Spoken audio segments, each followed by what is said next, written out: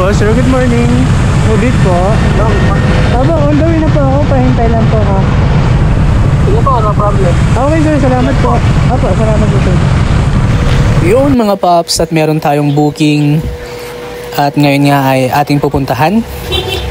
At ang gusto kong mangyari sa aking vlog ay isasama ko na rin yung mga daanan na aking nadadaanan na itinuturo lang din sa atin ng ating kapwa rider at ng ating mga pasahero.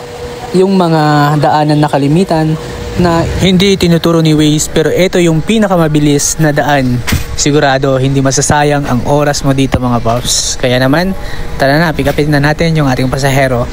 Yung aking ang pasahero, mga paps, ay dito lang yan sa may Ridgewood along C5 or CP Garcia.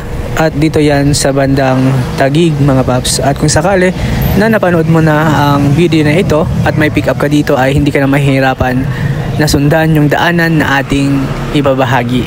At nasa'yo naman yun kung susundan mo o hindi. Wala namang problema, mga paps. Kapag na-pick up mo na yung pasahero mo, mga paps, ay eto na.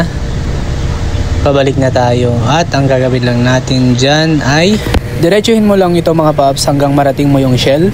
Marami na din gumagawa nito, mga paps. Matagal na kasi ito 2016 nung nagga-grab car pa ako, pwede nang dumaan sa area na to. Kaya sa mga nagsasabi na bawal yan, kesyo ganito, hindi pwede yan, matagal na pong ginagawa ito. Ayan. Tapos diretso ka lang dito, sinasagad ko dito, mga paps, sa pinakabandang kaliwa. Nang sa ganun, hindi ako mabitin sa pagpasok papuntang Venice. Pakyat ako ngayon ng Venice. At eto, syempre dahan-dahan lang tayo dito, mga paps. Tingin sa kaliwat kanan bago pumasok. At kung kotse naman yung dala mo, mga paps, pwede pa rin yan. Kasi marami na nga gumagawa niyan. Ang itinuturo kasi ni Waze na dadaanan mo ay papaakyatin ka pa ng SM Aura at Market. Tapos papuntang West McKinley Road. So napaka-layo na lang inikot mo yun, mga paps. At laging traffic doon. Eto, shortcut lang talaga ito. Pero paalala lang, mga paps, merong nanguhuli dyan. Kaya kailangan hindi ka dyan mabitin. Kasi pag pinasok mo yan at nabitin ka sa pagkaliwa dito, nako, may mga MMDA dyan at traffic enforcer, pwede kang huliin. At kung mahirapan ka naman, nasa yun na yan, mga paps, kung itutuloy mo o hindi. Ayan.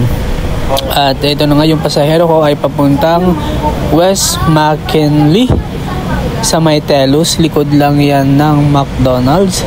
At madami nga akong mga nakakwentuhan na bagong rider at takot nga silang pumunta dito sa BGC at Makati dahil nga istrikto daw yung mga lugar na ito. Pero kapag nasanay ka na ay napakadali na lang talaga, mga paps. Okay po, salamat.